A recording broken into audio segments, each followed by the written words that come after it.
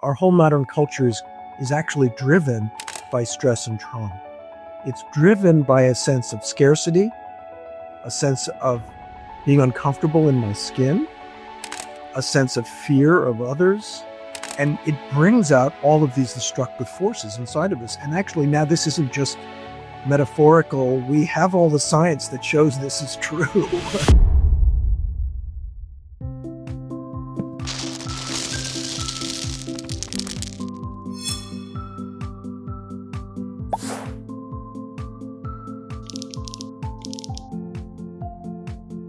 Welcome to the Happiness Squad podcast. Today, I'm joined by Joe Loizzo, a Columbia-trained psychiatrist and contemplative science pioneer, and Elazar Aslan, seasoned executive and transformational coach.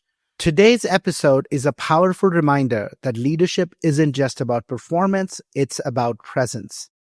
Together, they have authored a brilliant book, Boundless Leadership, which blends neuroscience, Eastern wisdom, and practical frameworks to help us lead from our full humanity.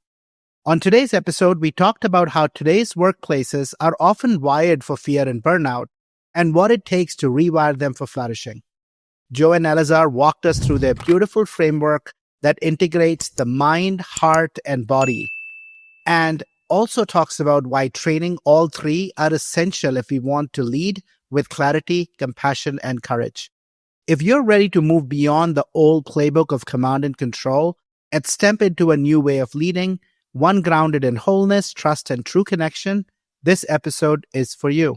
Hi, Joe. Hi, Elazar. It's so lovely to have you with us on our Happiness Squad podcast. Thank you for joining and sharing insights from your life's work and this beautiful book that you sent me, Boundless Leadership. I have to tell you, I sat in for 6 hours. I was like reading the thing from cover to cover. I didn't plan to do 6 hours that morning, but that's where I found myself because I was so taken by your book. So thank you for joining us. Thank you for inviting us. It's a pleasure to meet you and to be part of this. Yeah. So a question to you, what inspired you both to collaborate and write Boundless Leadership at this moment? Well, Ashish, the book is actually based on a program called Boundless Leadership that we created. And the genesis of that program was that, in my personal business career, this was in the days when everybody still wore suits to go to the office. And, there was all the machinations that every corporation was having. And for me, it just didn't sit well. The C word then was competition. Collaboration was a sense of softness. You play hard, you work hard. The idea of balance was, for sissies. Just kind of you work all night and on a deck and you wear it like a badge of honor the next day. So it was so askew. It wasn't just making a lot of sense. And yet, my vacations, I started looking at meditations and doing silent retreats and stuff. And that felt really natural. You could feel the connection between people, the sense of collaboration and how easeful it was to be kind. And there was nothing weak about compassion. So, you could see the two worlds. And the idea was, for me, we got to be able to bring this into the corporate world. But that was a long journey. Fortunately, I had met Joe at the same time, and he was already doing that kind of work. And so when I went to Joe, it's like, we got to bring this into the business world. I'll let Joe explain his journey into that overlap. Thanks, Elazar. Yeah, I've always felt, I grew up watching my father become a doctor and practice as a psychiatrist and felt the way this kind of mentality creeps into all of our professions and lives. Work, and forget about relationships, forget about connection. And I felt that if I was going to go into medicine, I really want to be sure I brought in something that allowed me to stay human and allowed me to give others the space to become more human together, right? And so I also ran into Buddhism. This is what brought us together in college, actually. And that was a long time ago, as you can see. Things, really, of course, this was before the mindfulness revolution. And so with the sort of science, the dialogues with His Holiness and the research that showing that meditative practices are not fluff and they're not just rituals. And most powerful rewiring practices for our brains. Exactly. But we didn't know that. And so I felt it, but, as that began to happen, the two parts of my career and training came together. And that was around the time that Elazar and I met. I was developing a Center for Meditation and Healing at Columbia Presbyterian. And really out of that, I eventually developed a nonprofit to train. What I realized is that in order for caregivers to be able to embody this whole different culture or way of being or way of living, they really needed in-depth training. So I created the Nalanda Institute for Contemplative Science to provide that training for professionals. And of course, we had a lot of business people come in, coaches or people in life transition, career transition, trying to figure themselves and their lives out. But certainly, I totally got it, and I was very relieved and glad when Elazar, introduced himself and his mission and project, because I think, corporations are so important to our lives and our society. The structure, the logic of leadership, as usual, let's just say, is really running our lives. And so the idea of developing a program that could really re-educate and help business people transform to be able to live a different kind of culture, connection, compassion, collaboration, contribution, right? All those C words.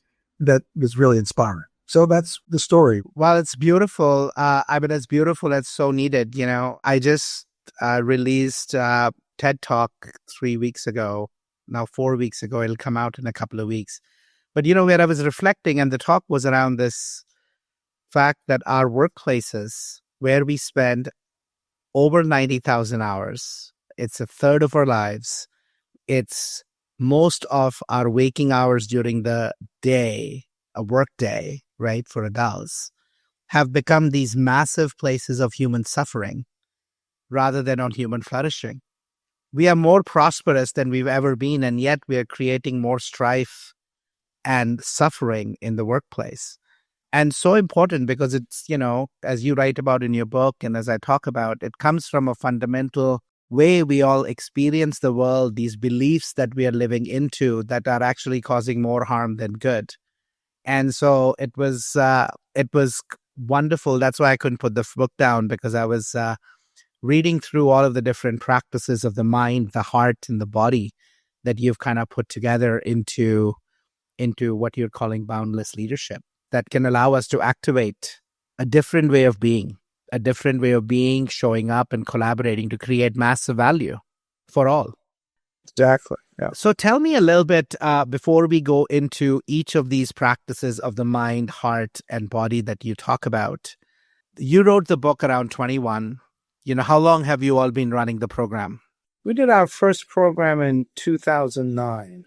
Amazing. We've had iterations, but the core beliefs obviously have been the same. Initially, it was peak performance, and now it's boundless leadership. So it took us about 3 or 4 iterations to get there. But we launched the Boundless Leadership Program pre-pandemic, 19, 20? So about 4 or 5 years already. Reflections on how that work, these 3 disciplines of mind, heart, and body, are even more needed today in the world where AI is posing an ever-increasing threat to jobs and ways of operating. Why are these 3 even so more important now? You want me to start with that? Yeah, Joe. Why don't you? I mean, I see our whole modern culture, quote unquote, civilization, right, as a move away from centering humanity, right? Science doesn't want the subjective element. It feels it's, unreliable. And increasingly our kind of worship, if you will, or our sense of future has moved toward technology, material wealth, generating material wealth and prowess, and kind of assuming that if we had enough power, enough wealth, that then we would be healthy, happy humans. And of course, what we found is in a way quite the opposite. We do have the wealth and we have the power, but we're even more unhappy than many people in many traditional societies where, as we know, our science has taught us the core values that foster flourishing, connection, belonging, contribution, presence, and they all really require that we turn attention toward our humanity. So in my view, I think AI is the ultimate example of that. We're going to eliminate humans. We don't even need them, right? The machine is as smart as a human. Well, of course it isn't, right? We know that. And maybe eventually it will be, but if it's not a smart human programming it, then, I'm not so sure that's going to be much better. Like we need to really, everything that happens in our culture is done by humans ultimately. And if the caliber of our human, potential and capacity isn't higher, isn't improved, isn't liberated, but is just neglected, in fact, oppressed and eroded, right? Then, what we're going to be doing may seem to work well, but it actually isn't going to work toward flourishing, as to your point. Yeah, I mean, I'm sure you believe this as well. I mean, AI is an issue, but it's just another manifestation of the core problem, right? Which is if we're having change that we can't control, we usually handle that with stress. It just increases the stress that we already have and may turn our stress into overwhelm. Well, we can address stress either by, hiding, running away, or just doing more and more, trying to get ahead of that stress. But if you look at the totality of the human and break it into simple things called, there's the mind of the human, the heart of the human, what we feel and how we experience, and the body of the human, the energy that we carry in our bodies. If that's one way to break down the human, and you optimize each of these disciplines, the mind and the heart and the body. Now, to your point, as you mentioned earlier, is we're showing up in the world at our best. And whatever the stimuli for that stress or overwhelm might be, we're better prepared for it than ever before, because our body part, if you will, what makes us whole, are already at their best. So we are at our best. And, to your point, when that stress is really reduced and we enter into the stage of flourishing, well, it feeds our sense of wellness and our sense of being and purpose. So it just becomes this, positive root. Yeah, I'm just curious about your reflections, right? Like I've thought about it. We actually had Rasmus Hugard, who runs Potential Project, on our podcast about, 6-7 episodes. He wrote a book called More Human. And, they've been doing work around bringing mindfulness practices into corporate for a long while, right? And it made me reflect, there were two things in that really made me reflect when it comes to technology. We humans have been amazing at inventing technology, but not necessarily using it to further the human race. Starting all the way from, we split the atom and started the biggest Cold War and have produced more nuclear weapons to destroy the earth hundreds, if not thousands of times over, rather than unbelievable source of energy. Same was the story with the social media. Same is the story now with AI. And I think that's where I think there is both an opportunity, I feel, Elazar and Joe.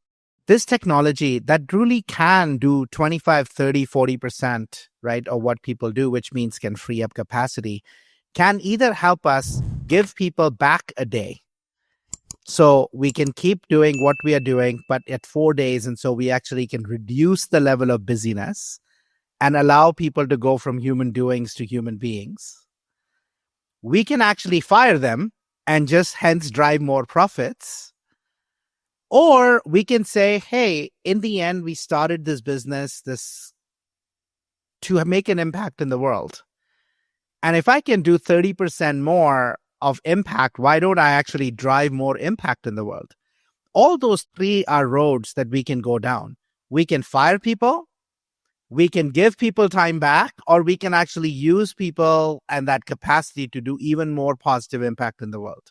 All of those three are choices we can make. But today, majority of the companies seem to be choosing choice number one.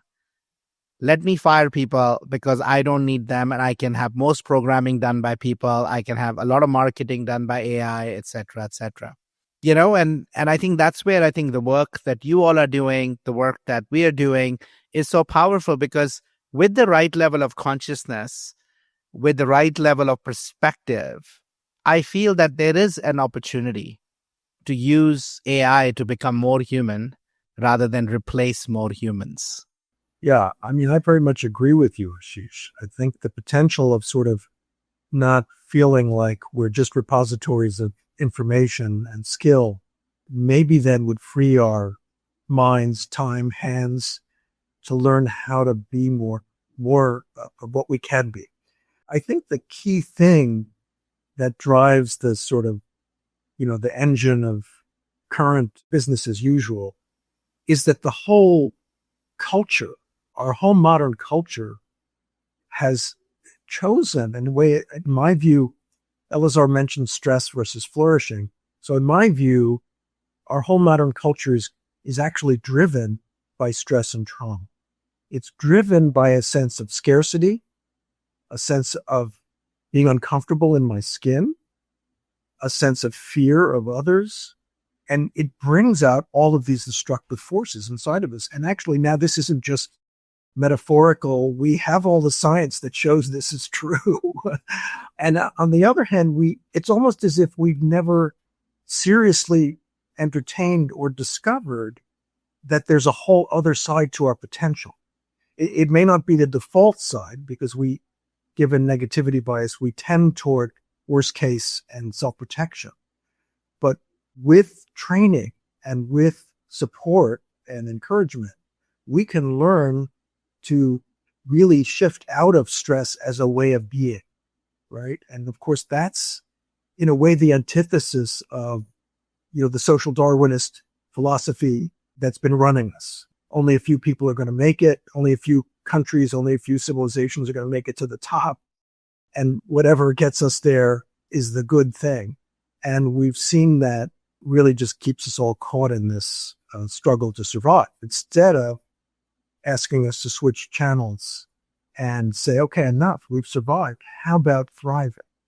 And of course, the challenge there is, as what you're suggesting, is that thriving requires training. Human beings don't just thrive. Yeah, our brains are wired for fear and safety, not for happiness and thriving, right? Well, it's in there as a potential, but it has to be activated, has to be chosen, actually. It has to be explicitly chosen and cultivated. I just going to say, I think that one of the core dilemmas here is we're wired for the negative for survival, but we're built for the positive. We're built for the connection. We're built for the flourishing. That's how we're built. It's just that in our socialization plus some of the hard wiring, we're kind of following a program that is so outdated for who we are, for what we are actually built for. And I think that's both the issue and the opportunity. When humans start seeing, so it's that sense of, oh, the other way is actually more me, right? Even though my whole life has been about performance, I am my performance, and hence the stress and the overwhelm. But once I realize I am not that and much more than that, then the excitement about flipping it is all, what drives it. Absolutely.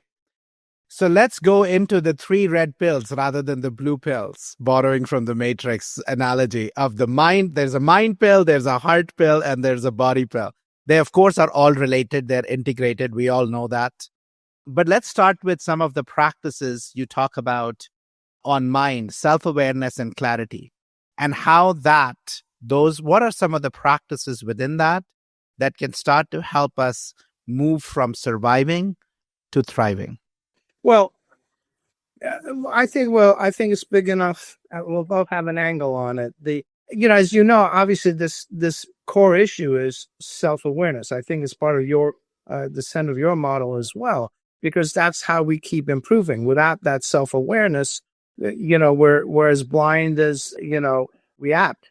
But one of the things that is both the opportunity of self-awareness is understanding that all of us live with biases, some of that are hardwired, like, the negativity bias. some of them that are learned. I believe there's some gentleman who documented 186 of these biases. So if you don't have the self-awareness and you're kind of bombarded by these biases in your life and you're not even aware that you have them, how are you ever going to get to clarity and see things as they are, right? So self-awareness is the key. That's, in our approach in balanced leadership, each of the disciplines has a trait that you build over time.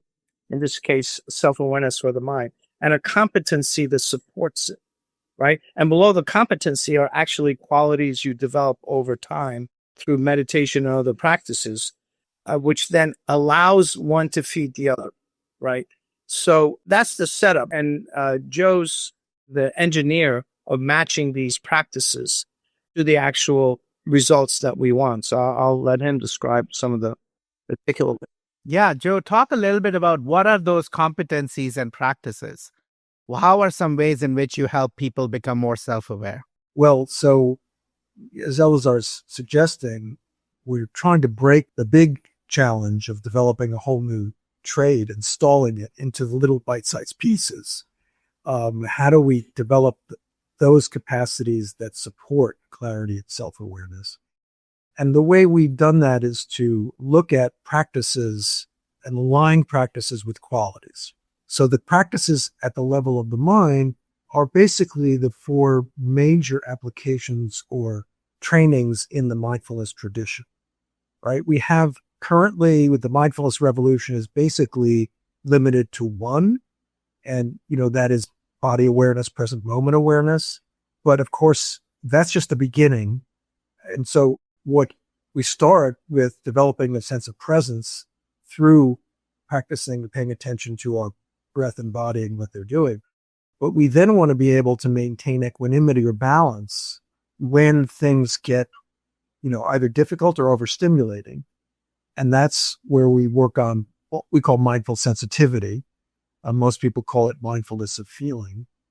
And, finally, then, as Elazar saying, we don't even stop there. We don't just want presence and balance or equanimity.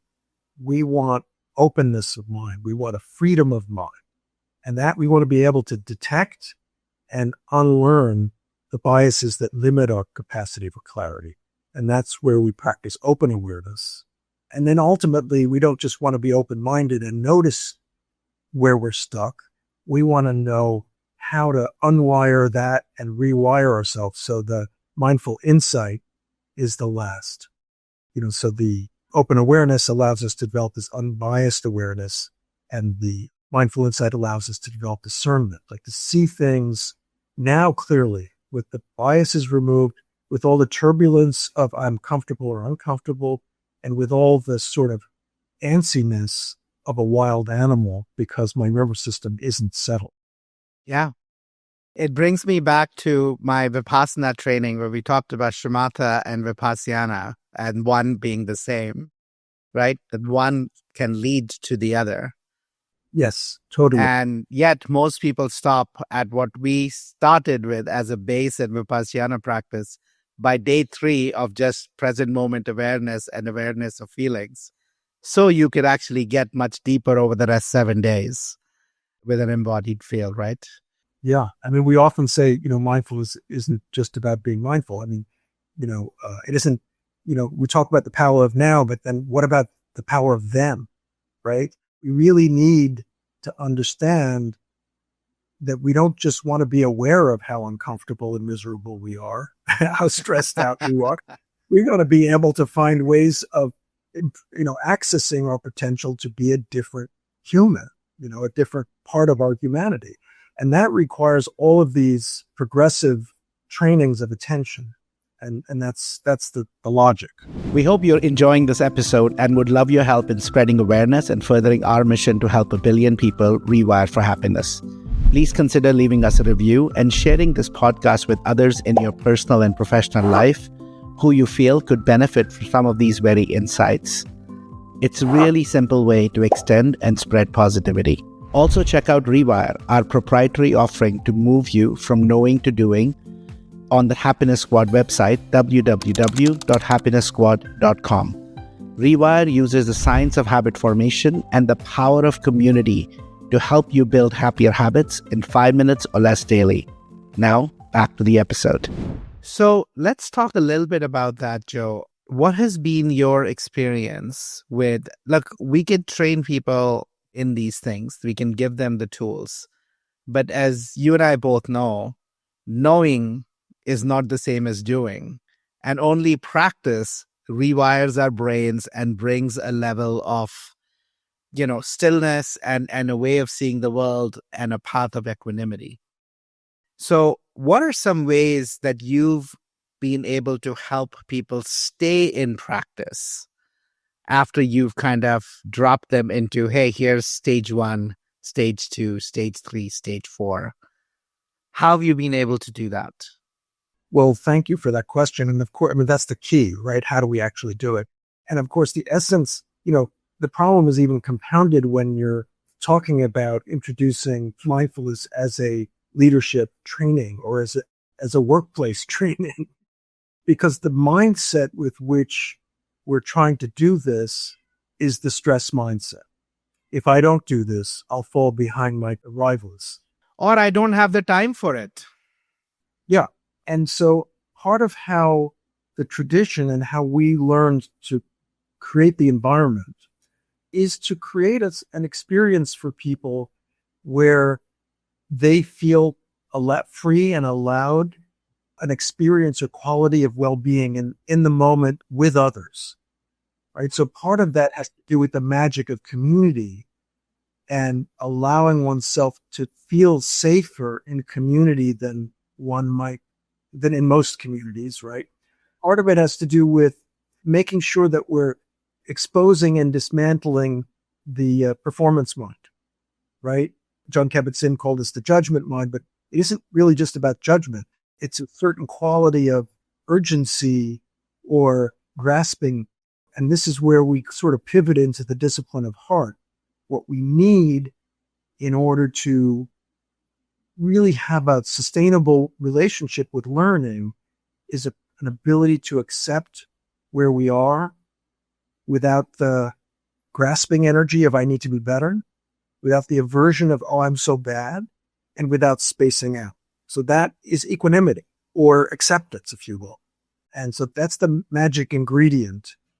In that sense, there are many people like my dear friend Sharon Salzberg who says mindfulness isn't just about being mindful. There's also kindness and compassion. There has to be an ingredient of kindness and compassion for oneself. And the practice has to be coming from, this is good for me and I care about myself. Otherwise, it's very hard to sustain. Yeah, I want to actually go to that because for sure, right? With the mindful practices as we rewire and redo unwind the conditioning, both conditioning, which is evolutionary over millions of years, but also conditioning from our childhood to kind of adulthood life, which becomes even more pronounced, keeps us stuck.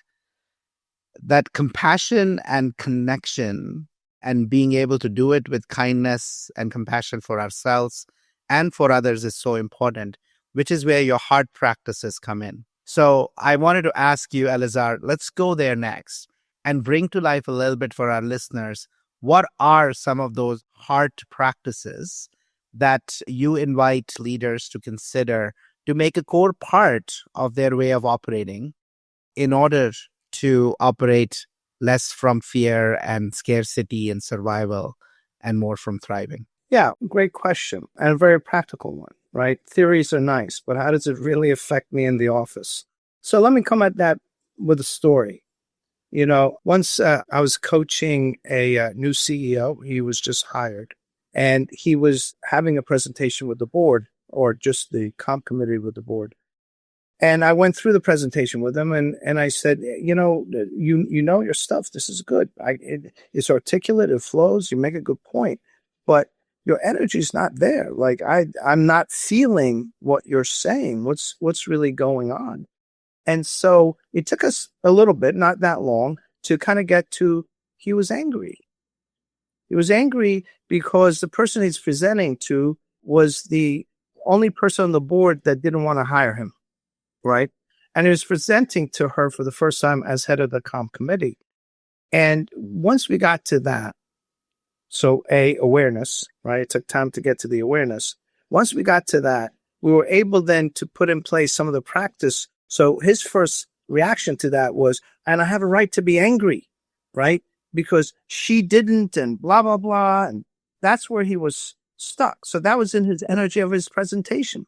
So awareness part one, to Joe's point of, having presence. Oh, now I see. That doesn't mean you see and you stay. You see, so you have an option to decide what to do, right? So where we were able to go to was compassion practice. And we were able to understand that she was just another human being, connect to her humanity, not what she has done or supposedly done for him. See her in her fear mode, understand her confusion about who she is and how hard it is for her to want to have the best hire that's important to her and whatever her views were. So kind of resetting who she really is and what she meant to him. Then we actually went into a compassion, a loving kindness meditation where, you actually are able to open up your heart clearly to those that you love. So that's easy to do. And then, neutral people, that's not so hard, and sometimes difficult people. So when he was able to open his heart to her as another human being, rather than walk into that meeting facing the enemy who didn't want him in, there's a completely big shift in his presentation. And when he walked out, we connected again. So how did it go? He goes, oh, she's great. I think she might be my biggest ally in the company. That would have never happened if he walked in with the energy of anger. Never. Because if I walk in angry, what do you think the other person is going to do? They're going to defend. Because why is this person angry? Well, they must be wrong because I'm not, So now we're into this subliminal tug of war. There's no way we're going to become allies. And it all happened before the meeting through simple practice and awareness and a shift of energy that changed the trajectory of the meeting. Yeah. The loving kindness meditation has become a core part of my morning routine. I have 3 practices that I usually do in the morning. I start with just anapana, which is just bringing awareness to the breath and to just using that as a way to still my mind, which then I shift to the Isha Kriya with I'm not my mind, I'm not my body, as a way to kind of ground myself in something more than kind of what's present. And I always end my practice from that place of deeper connection with loving kindness. And it's just been transformative for me, just being able to kind of hold the space for myself and for others, and just leaves me so energized. But I can imagine how powerful it must have been for that person to shift them from an energy of anger, which is one of constraining, closed, wanting to pound the other person down. And we all know our bodies and our energy speaks more than our words. And so, wow, I can just imagine the effect that clearly had on that relationship and on the move. Ashish, and that goes back to your previous question. How do you sustain the practice? Right? Well, part of it is the positive experiences. Oh, I want more of that. So in the beginning, it's trust me now, believe me later, right? And the science helps and this helps. But the real thing is I have the experience, So that's what we really create the conditions for. And I also want to echo what you're saying about your practice. Sometimes I give my clients the experiment because, this came upon me. I had a job once where it was a 20-minute walk. And it took me years. I'd walk to work thinking about my meeting, thinking about the guy in front of me, like, why is this cab driver? My mind was full. By the time I got to work, I was already tired. Like, I have all this stress. So I decided to, instead of that, for 20 minutes on my walk, to just give compassion to everybody that I saw. This was in New York City. It was easy. You could look people in the eye. They never look you back. They're just so you could actually connect with them as a human being. And by the time I would get to work, my heart was so open. It'd be like, what a beautiful opportunity we have today. What are we going to do? What are we going to accomplish today? It's so exciting to see you. A very different way of being. So when they have that experience themselves, because I asked them to do the same experiment, when they have that same experience, they just go deeper. They want more. So, yeah. Yeah, I like it, right? This notion of how do you have people experience? In other words, we always use this word in our programs. How do you get people to taste the chocolate? Once you taste it, you'll want more. I can't describe it for you. But if you taste it, even if it is one bite, right? Even if it is one bite, it's not even a whole square, it's just one bite and you experience, you want more, then I think there's a natural inclination to get there. And yet so many people don't. And I think that's where the body and embodiment comes in, right? From knowing to doing to being, where it becomes a core part. I want to go to you, Joe. You all have amazing embodiment practices as part of the body part of the program. Talk to me a little bit about why somatics and getting in tune with our bodies and making those shifts are so foundational, right? Just thinking about compassion and thinking about the mind is not going to solve it. We've actually got to involve the body. Talk to us a little bit around the science behind it and some practices that are foundational for you. Thank you. Yes, absolutely. So we think we're in our heads. This is how our culture trains us. Our culture wants us to be in our heads because we're not supposed to feel things. That's irrational.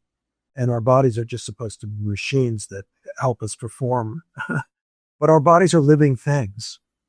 And they're sensitive and, by the way, social living things.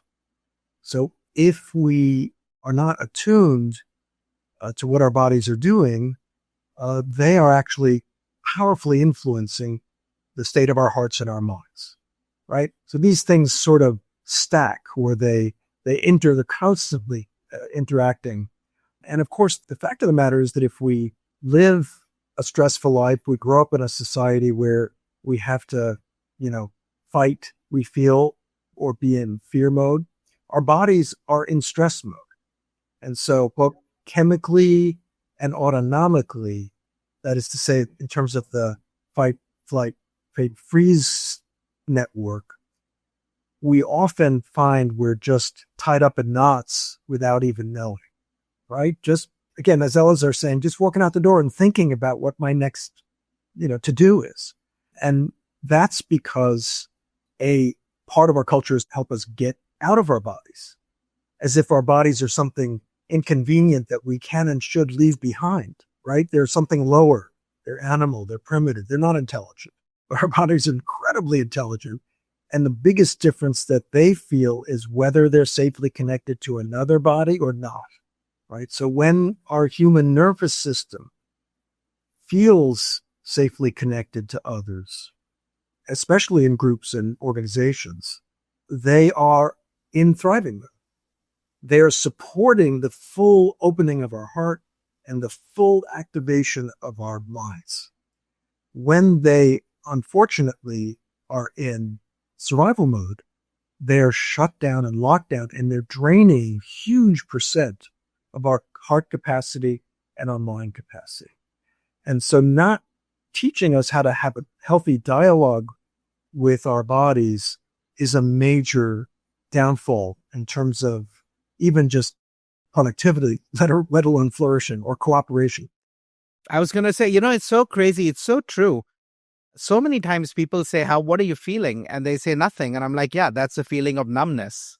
You're numb, right? You're like, but it's so true. We have forgotten and gotten so out of touch with everything below the head. Absolutely. And, so it's a whole different kind of culture. I mean, this is what modern culture has taught us. Cartesian culture this is the thinking, the intelligent part, and the rest is just a machine. And in fact, it's not. It's a very much a living thing. So we also broadcast constantly to each other. So, 90% of communication is nonverbal. And what we're picking up on to get those messages, tone of voice and body language. And of course, body language and tone of voice are determined by how safe, comfortable, connected, and happy our bodies are, right? In fact, I love this in the Tibetan tradition, and one of the, which is how I came into the practice of meditation. When you greet someone, you don't just say, hello, how are you, right? You ask them, Kirana Kusu Debiembe, which means, how is your body today? Is your body happy today? Is literally what it means. Today, is your body happy? We need to move toward a culture like that, which understands. And then once we recognize that we can be, our trait at this level is the trait of embodied flow, right? Because actually, as we all know, under certain circumstances, our bodies and our nervous systems can be very settled and very happy to be in, right? Very pleasant and support incredible focus and incredible enthusiasm. But that usually only happens by accident. What if we learned how to train that so that was our default state? And you not only would be having this incredible capacity fully accessible, but we'd be saving all the energy that we normally waste on stress, right? That's what we call dirty energy. So we do that in two ways. Trying to talk from our minds and our hearts kind of down to our bodies, and then helping our bodies talk up to our hearts and our minds. So practices like revisioning, having a positive vision, give the body a message. I'm okay. I'm strong. I'm capable. I'm confident. I have a vision. Expressions with a calming, soothing tone of voice say, just like a fairy tale or a lullaby, say, we're safely connected. All is good. All is well. And those calm the nervous system. Then deep breathing practices, as we know, powerfully modify the autonomics, right? So that we move from the stress system into the relaxation and well-being system. And so do the messages we give to our nervous system by gentle movement, self-massage, and other kinds of bottom-up practices. So, this isn't an act. There are actually many practices we can use to create a dialogue between our mind and body, and a virtuous dialogue, one that's helping to shift our nervous system out of, and our whole body experience out of survival and into thriving. Yeah. I particularly liked, Joe, in your body section, this stance, right? The fact that we can take different stances. We can take a stance of openness. We can take a stance towards action. So as much as using visualization, tone of voice to tell the body you're okay, we can also move the body and position it in certain ways to send the message back to the brain to activate different ways of being and different unique ways in which we can observe the world, right? Again, something that is not accessible to so many people. Yeah, in fact, we're almost taught the opposite. I do want to highlight what Joe was saying, the mind-body dialogue, because despite my education, despite my intelligence for decades, I knew about the monologue, how I felt affected my body, right? If I was anxious, I'd feel it in my stomach. I did not realize it's actually a dialogue, and the body tells the mind how it's going on. So to your point about the postures, as an example, when we smile, we're telling our mind that we're happy. It's just the hormones are connected and the emotions are connected. But if we put a pencil in our mouth so that our mouth is stretched as if we're smiling, even if we're not happy, our mind will start getting the message, we're okay. Things are okay. We're in a happy state now, and shift its chemistry. The fact that it's a two-way dialogue is one of the reasons it makes it so powerful. Yeah. And I mean, with all the research now around gut health and the fact that 70% of the serotonin is actually produced in our gut and it's not produced in our brain. And, what the microbiome is doing is the health is directly related to stress and anxiety and so many other things, right? We have all the science now, to back up and to recognize how critical it is and how important that dialogue and the dynamics are, right? And if we have to flourish, if we have to thrive, we can't ignore that. It can't just be cognitive work, or it can't just be emotional meditation work. We also, implicitly involve the body. So I love that you integrate all of those into your programs. Yeah, I mean, it's almost as if we need to learn all over again how to be human. Unfortunately, these sort of wellness fads often end up being one quick fix. If you just do this, but they don't really address who are you as you do that. They don't really address the whole human in this holistic, multidimensional way. And so from that point of view, that's what we're really trying to get at, is that the whole enchilada, you really can be a different, version of you. So I'm curious, right? I mean, look, I love this work. You love this work. You've dedicated your lives to it. To leaders who today still, I think about only 10% of people get it. 90% of people are like, I want to drive profits. I want to drive revenue. I want to drive growth. I have an attrition problem. Maybe I'm happy to think about that. I have an absenteeism problem. Maybe my people are not as productive. And here you're talking about meditation. You're talking about, journaling. You want people to become more self-aware. You want to have them take postures. Like, this feels like a lot of mumbo jumbo. I don't have time for this. I need to drive profits. What's the message you give to leaders to build the case for why this is needed today more than ever before, and why they should actually invest in this as a priority? Well, I mean, the promise of boundless leadership, the promise of this work is that you could have a trajectory of your future that's based on the limitations of your past, or you can have a trajectory of your future that's based on your potential. Under a world of stress, under a confused approach to who we are and what we need, you're going to stay limited in what you can deliver. So if you want the performance, if you want the results, if you want the impact, you want the people to be at their best, not living through the limitations of their past. And, what kind of investment would you make if I said to you, I have this machine that could speed up your production, and reduce your costs of goods? You say, okay, $1 million. It makes sense. It pays back in 5 years. Great. You do that calculation. Well, we're saying the same thing. It's just not a physical machine, but it will improve the productivity. It will improve the engagement. It will improve the innovation. It will improve the creativity and the wellness. And forget all the costs of sick people and all that. Just the positivity. What are you willing to invest? You know what? No matter how little you invest, you'll have a payback. And from that payback, invest a little bit more. So don't take it all on. I'm going to do all of these. I'm going to be a different person. No.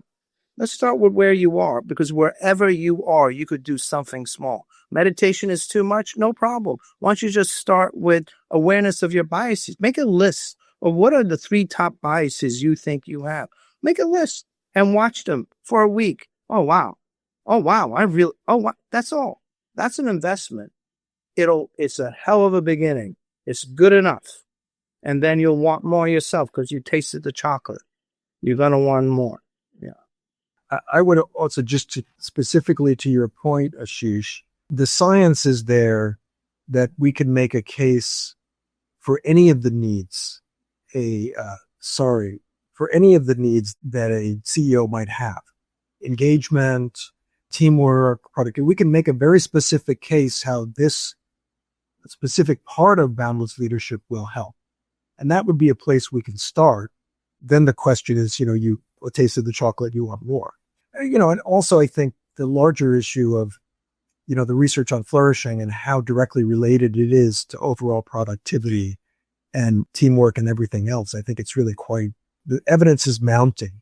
So we try to point it out to people, like, consider this as another alternative. Yeah. No, it's true, right? That the science behind, I actually opened with a board and I asked them this question, which they looked at me as if I had, like, who's this weirdo? If it hadn't been for my McKinsey background, they probably would have thrown me out of that meeting by that first question. But luckily they didn't. I asked them, do you think Earth is round? And people first looked at each other, then looked at me, and they said, yes, well, that's great. 1% of the US still believes Earth is not round. There are flat Earth conventions. 500 years ago, 50% of you would have raised your hand and said, I'm not sure Earth is round. Because all those people were afraid to sail off and were afraid of falling off the plate. Today, science shows us that Earth is round. The science around the connection between flourishing and productivity and shareholder returns is as clear today as the science that is clear around the Earth being round. The question is, do you want to still live under your biases and preconditions of the only way to happiness is through success? The only way to do more is to achieve more, is to do more. If you're willing to allow yourself a different pathway, recognizing that bias, to try and take a small move, to notice how stillness and space can actually create and open up something that allows you to get what you want with less effort, with more creativity, with more pathways, then that is the path to it, right? And I loved, Elazar, what you said. Start where you are. Start with what you're doing, make it small, try that, and from the payback, invest more into it. Look, thank you both for spending this time. We'll put the book and your program in the show notes. It's really, really well done. I loved the integration of it. I loved how you tied it also around one of the things that is on top of mind for so many people, which is this whole notion of remote work, not remote work. How does all of that tie into it? Thank you both for the beautiful work you're doing in the world. We'll definitely follow up and connect on ways in which we can collaborate. But meanwhile, thank you, be well, and have an amazing weekend. Beautiful. Beautiful. Thank you.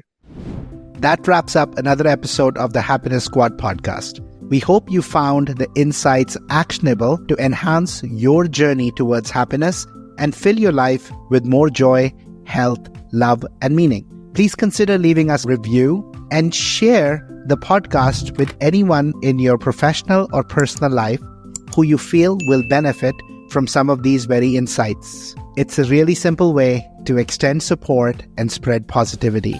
Take care, and remember, happiness is a choice that's available to you moment to moment in the here and now. Take care and see you next week.